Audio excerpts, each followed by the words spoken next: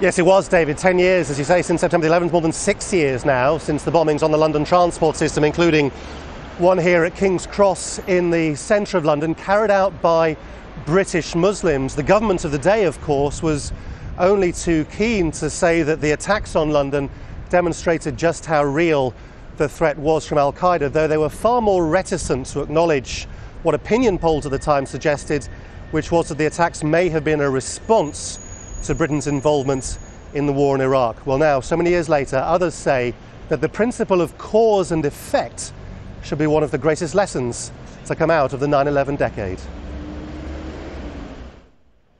London, Britain have been through a lot over the last decade.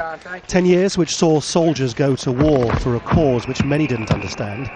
A series of bombings on the capital which altered, destabilised public attitudes towards Islam. The arguments about cause and effect have never fully been resolved.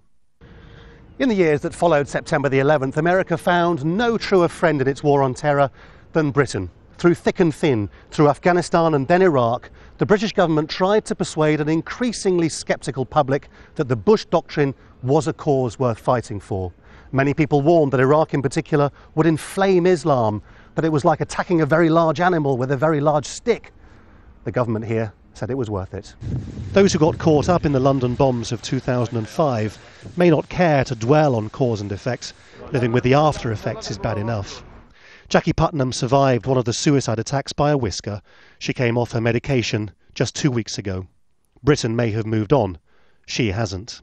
If you haven't heard that kind of scream, you have no idea how soul-wrenchingly horrific it is to hear.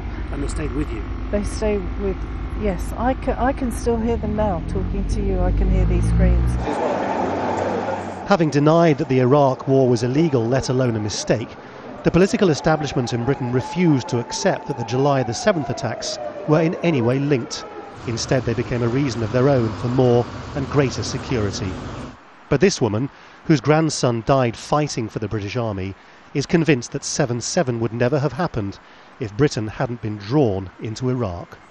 I think lots of people believe that it only happened because of the invasions that the United States and the UK took part in. Obviously, 11th September 2001 was a different situation.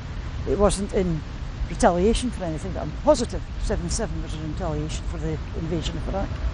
The memorial to the dozens who died on July the 7th, 2005, sits in the corner of a park, its pillars bearing an odd resemblance to New York's Twin Towers. Britain's response to the new world after 9/11 has cost billions of dollars and hundreds of civilian and military lives. Whether this country is happier or safer as a result is far less clear than perhaps it should be. Well, this week has seen the current Prime Minister, David Cameron, tell Al Jazeera that he thinks the threat from Al-Qaeda on Britain remains real. The former Prime Minister, Tony Blair, has used the opportunity to call for regime change in Syria and Iran. And yet those words, regime change, to many people seem to run counter to another great lesson of the last few years, the Arab awakening, which seems to suggest that intervention in other people's countries is far better done if it's at their request rather than being forced on them.